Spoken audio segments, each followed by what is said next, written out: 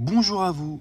Aujourd'hui, nous allons étudier la leçon numéro 34.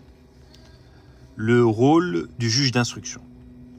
Un juge d'instruction est en France un magistrat de l'ordre judiciaire chargé d'instruire, à charge et à décharge, les procédures pénales. La loi lui confère donc un rôle de direction des enquêtes, voire enquêteur. Il détermine la stratégie et les orientations d'enquête, les investigations à effectuer et peut réaliser lui-même les actes d'enquête, ainsi qu'un rôle juridictionnel, mise en examen lorsqu'il existe des indices graves ou concordants contre une personne, appréciation des suites à donner à l'instruction, renvoi devant une juridiction ou un non-lieu. Il ne peut pas se saisir d'office et ne peut effectuer d'enquête que dans la stricte limite de sa saisine. Cette limite étant fixée par le procureur de la République, même si les poursuites interviennent à la demande de la victime. Cela s'explique par le principe de l'opportunité des poursuites, conféré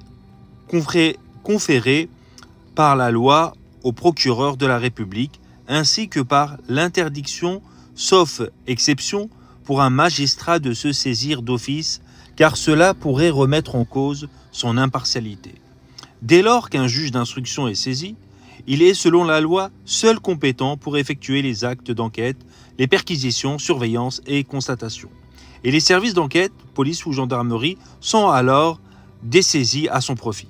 Néanmoins, compte tenu du nombre d'affaires qu'il gère, une centaine en moyenne, il n'est pas envisageable qu'il puisse effectuer lui-même chaque acte d'enquête, faute de temps et de moyens. Il peut donc faire appel à des officiers de police judiciaire pour effectuer les investigations, à qui il délègue ses pouvoirs par le biais de la commission rogatoire. Il décide du service d'enquête qu'il veut saisir, la police, la gendarmerie, service de police ou de gendarmerie spécialisé ou non.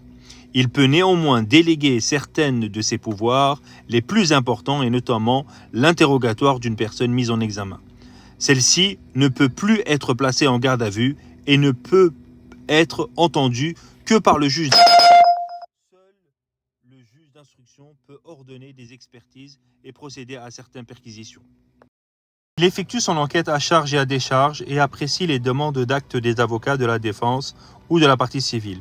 Si son enquête aboutit à des charges suffisantes sur certains chefs de poursuite, il rend une ordonnance de renvoi devant la juridiction pénale. Sinon, il rend une ordonnance de non-lieu. Le juge d'instruction peut être affecté à un pôle criminel suivant le tribunal dans lequel il se trouve.